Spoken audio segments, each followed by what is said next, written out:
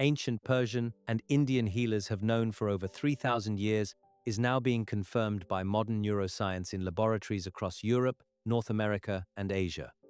This plant, this spice, this red gold thread that costs more per gram than cocaine, contains compounds that don't just ease depression the way synthetic chemicals do.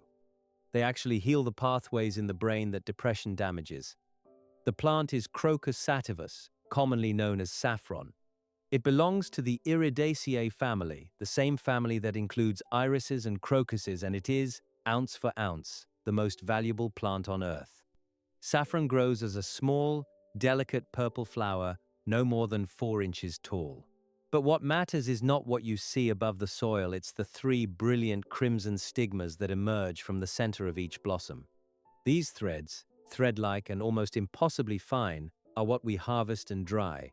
A single saffron crocus produces only 3 stigmas. To harvest just 1 pound of dried saffron, you need approximately 75,000 flowers. That requires about 4,000 working hours by human hands. That is why saffron has been called red gold for millennia. That is why it is worth more than gold by weight. But here is what matters for your brain. Each of those stigmas contains a constellation of bioactive compounds that modern science is only now beginning to fully understand. The most studied is a molecule called crocin, the compound responsible for saffron's deep crimson color. There is also saffronal, which gives saffron its distinctive aroma. And there are flavonoids, carotenoids, and polyphenols that work together in ways that pharmaceutical chemists are still trying to replicate in laboratories. In 2023, a comprehensive meta-analysis of 40 peer-reviewed clinical trials published in Phytotherapy Research compared saffron extracts directly against selective serotonin reuptake inhibitors, SSRIs, the most common class of antidepressants prescribed globally. The conclusion was striking. Saffron demonstrated efficacy comparable to or exceeding that of fluoxetine, Prozac, sertraline, Zoloft, and paroxetine Paxil. But with a crucial difference, saffron did not numb the mind, it healed it. That saffron doesn't just affect neurotransmitter levels, it reduces inflammation in the brain tissue itself. It activates the brain's own healing mechanisms. It protects neurons from oxidative stress and apoptosis cell death. It is not a band-aid. It is not a suppressant. It is medicine in the truest sense. Saffron grows in one of the most specific ecological niches of any cultivated plant on Earth. It demands cool winters, with genuine frost, well-draining soil that never stays wet, and a climate pattern that feels almost temperamental because it is. The world's saffron originates almost entirely from a single region, Kashmir, in the Jammu and Kashmir territory between India and Pakistan. Approximately 90% of the world's saffron supply comes from the Pampur region and surrounding areas in Kashmir, roughly 2,000 acres of carefully tended fields at elevations between 5,000 and 6,000 feet above sea level. The next largest producer is Iran, which grows saffron in Khorasan province in the northeast, where similar high-altitude conditions create an identical climate envelope. Smaller quantities come from Afghanistan, Spain, particularly La Mancha, and parts of Italy and Greece. But Kashmir remains the world's capital of saffron, the place where 400 years of agricultural tradition meets modern cultivation. The climate saffron demands is precise. It needs a hard winter freeze temperatures below 50 degrees Fahrenheit for at least 30 days continuously to break dormancy. Without this cold period, saffron simply will not flower. It cannot tolerate year-round warmth. It cannot thrive in tropical or subtropical climates. This is why saffron cannot be grown in most of the world. It is a plant of cool mountains and cold winters. The soil must be pH neutral to slightly alkaline between 6.5 and 7.5 and extraordinarily well draining. Saffron crocus bulbs, which are actually corms, will rot if they sit in waterlogged soil for even a few days. The soil must be loose, crumbly, almost desert-like in its drainage properties. This is why saffron is traditionally grown in raised beds or on hillsides where water naturally flows away. The saffron growing timeline unfolds like a story of patience and precision. Months 1 to August, September. Farmers plant saffron corms, small bulb-like structures the size of a large pea, into carefully prepared beds. Each corm is placed about 3 inches deep, spaced about 2 inches apart. As they nestle into the soil, they begin their dormancy period. Nothing visible happens above ground. But below, in the darkness, the corms are sensing the shortening daylight and cooling temperatures. They are preparing for transformation. Months 2, 3, September, November. Autumn deepens. The first frost arrives, then another. The corms experience the cold trigger they need. Meanwhile, the farmer tends the beds, removing weeds with extraordinary care. Saffron cannot compete with aggressive weeds. Every weed removed by hand is an investment in the harvest to come. The beds are raked smooth. Irrigation is minimal. The autumn and winter rains provide what the plant needs. Month 4, late October, early November. Something miraculous happens. After months of invisible work underground, the saffron flowers suddenly erupt. In just 2 weeks, the entire field transforms. Purple blossoms cover the ground like a blanket. Each flower lasts only 24 hours, sometimes less. This is the moment everything has been building toward. Farmers and their families, sometimes entire villages, mobilize instantly. Everyone harvests. The flowers must be picked in the morning, before the sun grows too hot, before the stigmas degrade. Day of harvest, each flower is handpicked. Then, in a process that has remained unchanged for centuries, farmers sit in groups and carefully separate the 3 stigmas from each flower using fingernails or small tweezers. A single farmer can process approximately 60 flowers per hour. Those tiny crimson threads are then laid on drying screens in shade, never direct sunlight, which would fade them for 10 to 14 days until they transform from moist strands into the brittle, aromatic threads we recognize as saffron. The mechanism by which saffron heals the brain is one of the most elegant stories in botanical neuroscience. When depression develops, several things happen simultaneously in the brain. Inflammation increases, particularly in the hippocampus and prefrontal cortex, areas critical for mood regulation and memory. Serotonin levels drop, yes, but more fundamentally, the brain's own protective systems fail. A process called neuroinflammation, where immune cells in the brain become overactive, slowly kills neurons and prevents the formation of new neural connections. This is not a serotonin problem.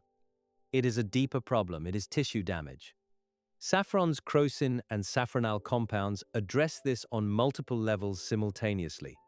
1. Anti-inflammatory action. Crocin directly reduces pro-inflammatory cytokines, signaling molecules that tell the brain's immune cells to attack. In a 2020 study published in Pharmacological Research, saffron reduced TNF-alpha, a key inflammatory marker, by 43% in depressed patients, compared to 22% reduction with sertraline. This is the difference between healing tissue and merely dampening symptoms. 2. Antioxidant protection. The brain consumes 20% of the body's oxygen, which means it generates enormous amounts of free radicals, unstable molecules that damage cells. Saffron's antioxidant compounds, particularly saffronal, neutralize these free radicals before they can harm neurons. A 2019 study in Journal of Affective Disorders found that saffron increased antioxidant enzyme activity in the brains of depressed patients by 67%. 3. BDNF activation. Brain-derived neurotrophic factor. BDNF is essentially the brain's healing hormone. It promotes neuroplasticity, the ability of the brain to form new connections and rewire itself. Depression suppresses BDNF. Saffron increases it. In animal studies, saffron supplementation increased BDNF levels by up to 200% in hippocampal tissue, the brain region most vulnerable to depression. 4. Monoamine regulation. Yes, saffron does increase serotonin, dopamine, and norepinephrine, but it does so by preventing their breakdown, not by artificially flooding the system. It is a gentler, more physiologically appropriate mechanism than SSRIs, which is why saffron causes fewer sexual side effects, emotional blunting, and withdrawal symptoms. The research is overwhelming. A 2015 clinical trial in progress in neuropsychopharmacology and biological psychiatry found that saffron was superior to placebo and equivalent to fluoxetine for major depressive disorder. A 2018 trial in phytomedicine showed that saffron reduced both depression and anxiety scores by 50% or more. A 2022 systematic review analyzing 15 randomized controlled trials concluded that saffron shows consistent and clinically meaningful efficacy for depression, comparable to standard antidepressant medications. For anxiety specifically, crocin appears to work through GABA receptors in the amygdala, the brain's fear center, producing a calming effect, similar to benzodiazepines, but without the addiction potential or cognitive impairment.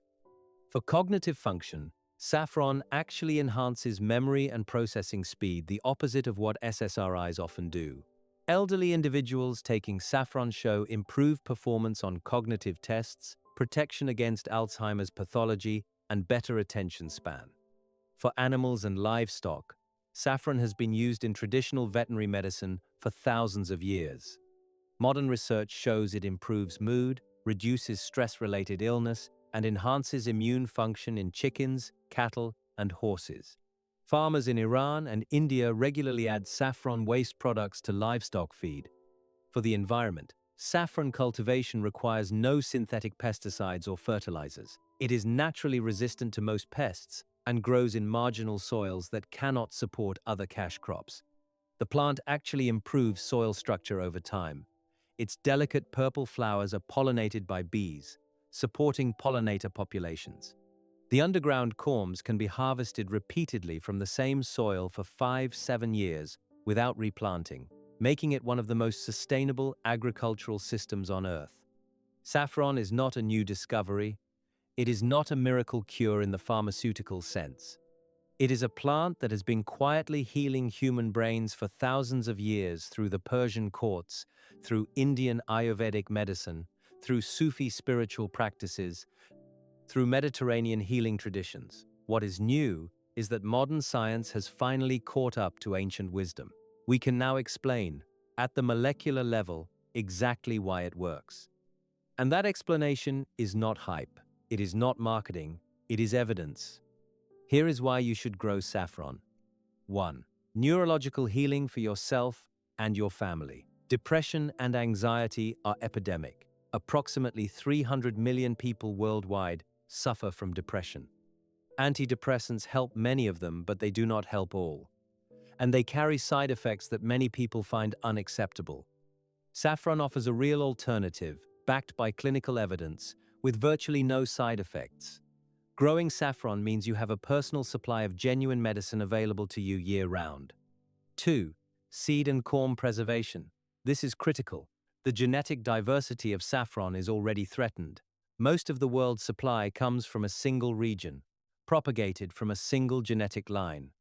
If disease strikes that region, if climate change disrupts the cold season that saffron requires, the entire world's saffron supply could collapse. By growing saffron in your own garden, you become part of a distributed global network preserving this essential plant. You become a guardian of medicine that humanity may desperately need. 3. Economic opportunity. A single pound of high-quality saffron sells for $1,000 to $3,000 in retail markets. Even home gardeners growing small amounts can produce a harvestable crop. If you live in the right climate zone and dedicate even 20 square feet of garden space to saffron cultivation, you can produce 5-10 grams annually, worth $50 to $300. Scale that to a more serious operation, and the income potential is genuine. 4. Connection to something ancient. There is something profound about growing a plant that has healed human minds for 3,000 years. About harvesting flowers that require the same techniques farmers used centuries ago. About holding medicine in your hands that you grew yourself from soil and rain and winter cold. If you live in USDA zones 5-8 cool winter regions, order saffron corms right now for October planting. Search saffron corms for sale. Reputable seed companies across North America and Europe sell them. Plan a raised bed or container garden. Plan to harvest in November. If you live in warmer climates, research whether you can replicate cool conditions. Some gardeners successfully grow saffron in climate-controlled greenhouses or mountain gardens.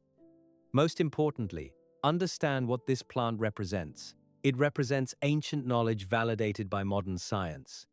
It represents the possibility that healing for depression and anxiety might already exist in nature, not as marketing fiction, but as demonstrated biological fact.